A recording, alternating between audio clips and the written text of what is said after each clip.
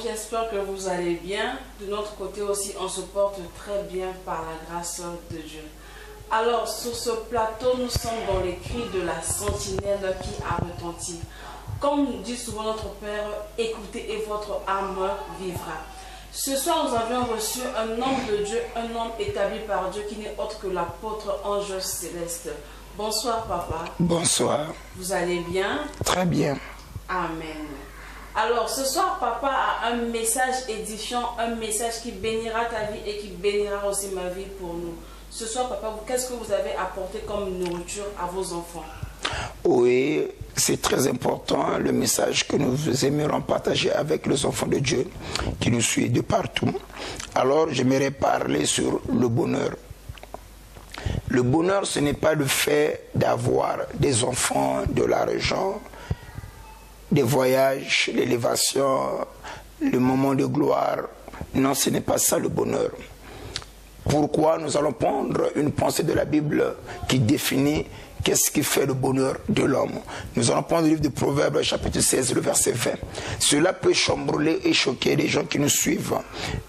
Il y en a certains qui pensent qu'avoir l'argent, c'est ça, avoir le bonheur. Moi, je ne pense pas, parce que la Bible dit le contraire. Dans le livre de Proverbes, chapitre 16, le verset 20. 16, le verset 20, je lis la parole au nom de Jésus. La Bible dit: celui qui réfléchit sur les choses trouve le bonheur, et celui qui se confie en l'Éternel est heureux. On dit celui qui réfléchit sur les choses.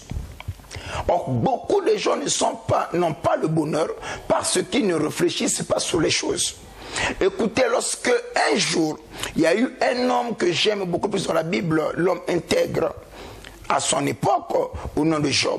Job a dit que j'attendais la lumière, mais c'est le ténèbre qui est arrivé. J'espérais le bonheur, mais c'est le malheur qui est arrivé. Alors plus loin, ce même Job-là va dire que le malheur ne sort pas de la poussière. Il dit pendant le jour de malheur, réfléchis. Et ici, le livre de Proverbes nous fait comprendre que celui qui réfléchit sur les choses trouve le bonheur.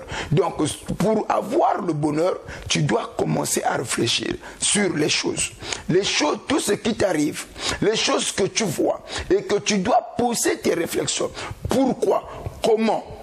Et quand tu poses des bonnes questions, c'est en ce moment-là, le bonheur sera ta partage. Et sans des bonnes questions, tu ne sauras pas avoir le bonheur.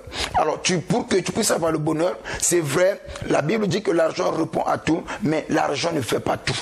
Il y en a ceux qui ont l'argent, mais qui ne sont pas heureux.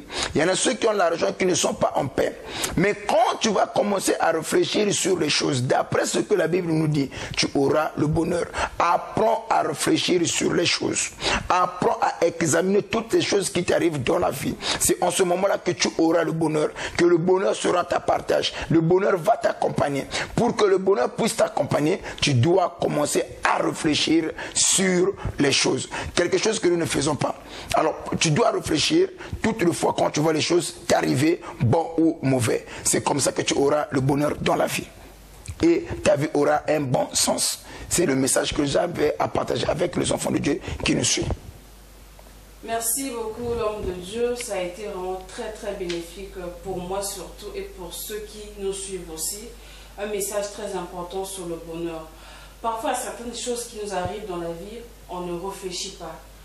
Papa vient de dire, il faut réfléchir quand quelque chose vient d'arriver, que ce soit mal ou comme mauvais. Et tu peux être face aux situations quelconques, tu dois d'abord réfléchir bien avant d'agir. Alors, merci beaucoup pour ce message. Mais en dépit de tout réfléchir, il faut aussi mettre Dieu devant. Car celui qui va te donner le pouvoir, la possibilité là, de bien réfléchir et d'avoir des bons résultats plutôt. Alors, merci beaucoup pour toutes ces personnes-là qui ont été disposées ce soir pour écouter l'homme de Dieu. La suite à la prochaine. Au revoir.